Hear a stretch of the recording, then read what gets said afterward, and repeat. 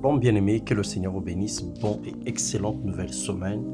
Que l'Éternel Dieu bénisse nos vies et qu'il nous garde fidèles à lui. Louange et gloire à notre Dieu, nous l'exaltons et nous élevons son nom plus haut, car il est digne de toute adoration, il mérite nos actions de grâce pour tout ce qu'il accomplit et continue d'accomplir dans nos vies. Style de vie, le modèle des apôtres. Dans Actes des Apôtres, le chapitre 2, le verset 41 au verset 44. Ceux qui acceptèrent sa parole furent baptisés et en ce jour-là, le nombre des disciples s'augmenta d'environ 3000 âmes. Ils persévéraient dans l'enseignement des apôtres, dans la communion fraternelle, dans la fraction de pain et dans les prières. La crainte s'empara de chacun et il se faisait beaucoup de prodiges et de miracles par les apôtres. Rappelons-nous le mécanisme du salut, car Dieu a tant aimé le monde qu'il a donné son Fils unique, afin que quiconque croit en lui ne périsse point, mais qu'il ait la vie éternelle, selon Jean 3, le verset 16.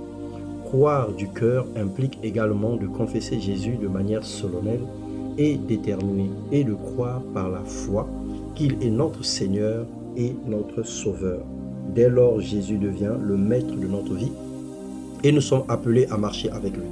Dans Romains 10, le verset 9 à 10, cependant, une fois sauvés, nous ne devons pas nous arrêter là.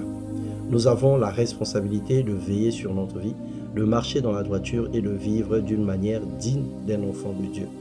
Lorsque nous avons cru, nous devons persévérer dans l'enseignement des apôtres. La parole de Dieu nous enseigne et nous conduit dans la vérité. Sans révélation, le peuple est sans fin. Mais heureux celui qui observe la loi. Il nous emmène à persévérer dans l'enseignement des apôtres.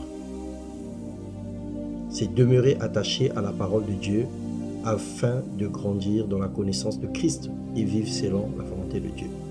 Dans la communion fraternelle, la vie chrétienne ne se vit pas dans l'isolement, mais nous sommes appelés à aimer et à nous soutenir, à nous encourager et à porter les fardeaux les uns les autres. Car deux valent mieux qu'un parce qu'ils retirent un bon salaire de leur travail. Ecclésiaste 4, 9. La communion fraternelle nous fortifie et nous permet d'avancer ensemble dans la foi. Dans la fraction de pain nous rappelle l'importance de la communion, du partage et de l'unité au sein du corps de Christ.